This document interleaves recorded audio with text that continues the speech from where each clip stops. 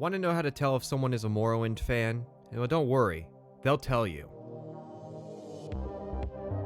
Morrowind is quintessential Patrician Tier material, and yet sad to say there are still so many unenlightened plebeians and contrarians out there who would argue otherwise. Skyrim is better, the world is bigger and so much easier to lose time in. This is basically a heroin junkie's argument to a higher tier skooma connoisseur like yours truly. But I didn't make this video to rag on Skyrim. Daggerfall was better, Morrowind diluted the formula down.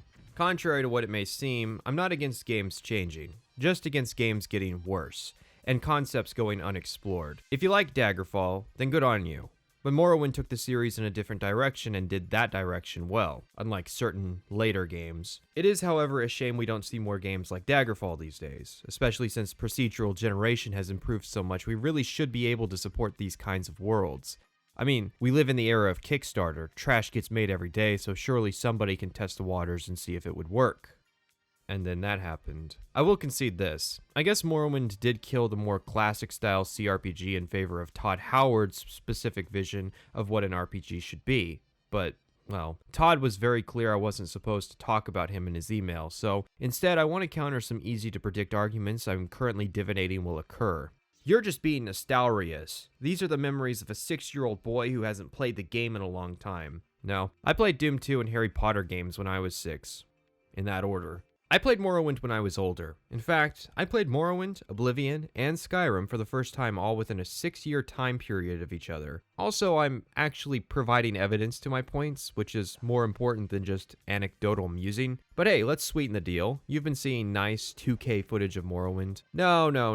Scratch that. I will play what is objectively the worst version of Morrowind to play to prove my point. I'll play the 360 version. Yeah, Morrowind came out on the original Xbox, back in 2003. Then, when Microsoft made the big backwards compatibility push, they released an emulated version of the game onto the 360. It actually plays worse than the original Xbox copies as well, because Xbox hardware's weird. It's worse in every way to all other ports in PC. One exception. They actually fixed some of the bugs that are still present in the PC copy, like actually having the Dark Brotherhood assassins wait until level 6 to attack you, instead of attacking some homeless immigrant the second he nods off on his first night in Vardenfell. But other than that, no, it's worse. No quick saving, no godly user interface, played on a controller with a low draw distance, no frames, and a 4:3 aspect ratio. I'll have to come up with some tasteful banner ads to fill these black bars. Why do this to myself? Because that's how good this game is. Trust me, if I can enjoy this, you can enjoy all the luxuries of a vanilla PC copy. Well, mostly vanilla. Play on OpenMW unless you're an absolute purist.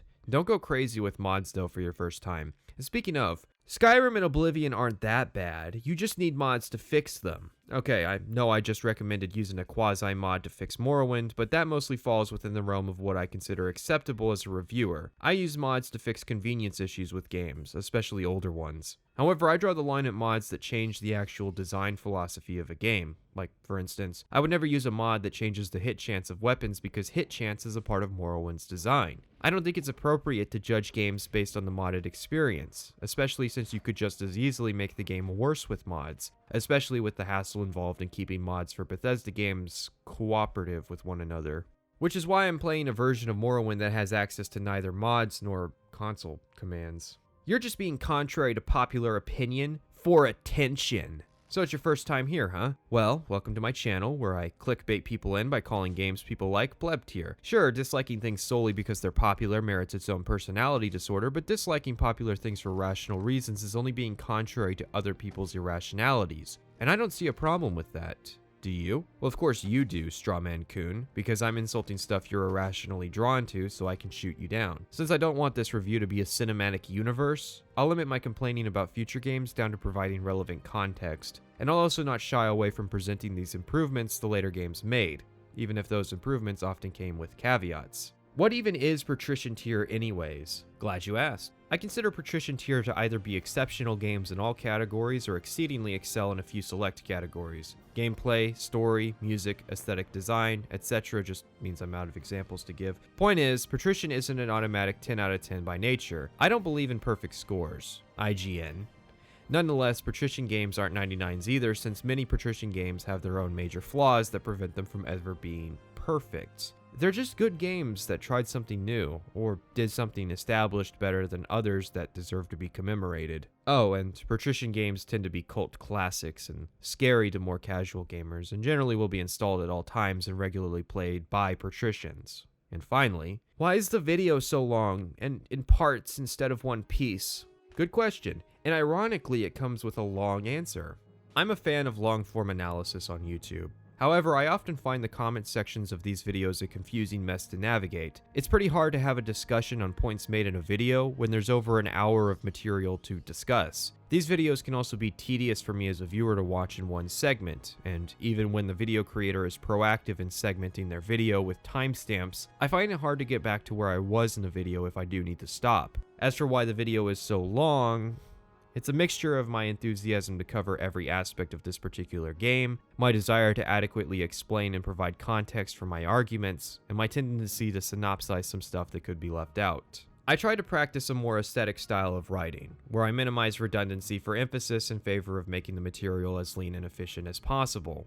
I try to, anyways. If the video is long, it's a consequence of my desire to cover an absurd amount of material and do it justice, more so than a tendency to repeat myself for the sake of extending video length. Elder Scrolls games are also big games, and there can be quite a bit to talk about. There's a certain challenge in compacting over 100 hours of game time and notes down into a single script, especially when the main structural device is a synopsis of events. There was a series of live streams done by a guy named Lorerunner that spanned 27 hours, split into 4 segments. It covered almost all of the game's content, was better planned and more efficient than my playthroughs, and I feel I must emphasize, was streamed with the commentary being done live. But I bring this series up because it goes to show just how much of an ordeal covering a game like Morrowind can be if you want to do anything deeper than surface level observation. Even if I cut out my breathing, my attempts at jokes, my clips of the games by themselves, pared down the synopsis to just the bare essential story points, and left the video as purely my analysis, it would still be entirely too long for any one person to be reasonably expected to watch in one sitting, hence the parts, which themselves have been divided into time-stamped sections. If you have anything monotonous you've been putting off like cleaning, I suggest you listen to me in the background, more so than actually watch the whole video. I try to do better than most to keep my clips relevant to what I'm discussing, but this series was written with the idea of giving audio listeners enough context to not need the visuals. And I would be editing this video for the rest of my life if I made sure every clip was exactly perfect for what I was talking about. And also, bear in mind that you can change the playback speed, at least on YouTube, so if you find I talk too slow, I can be sped up. Of course, this hurts my watch time, but that wasn't going to survive all the people giving up after 2 minutes anyways. And that's it. I'm done wasting your time trying to preemptively guess what are usually the arguments I hear when discussing this game. Be sure to check out part 2 when it comes out.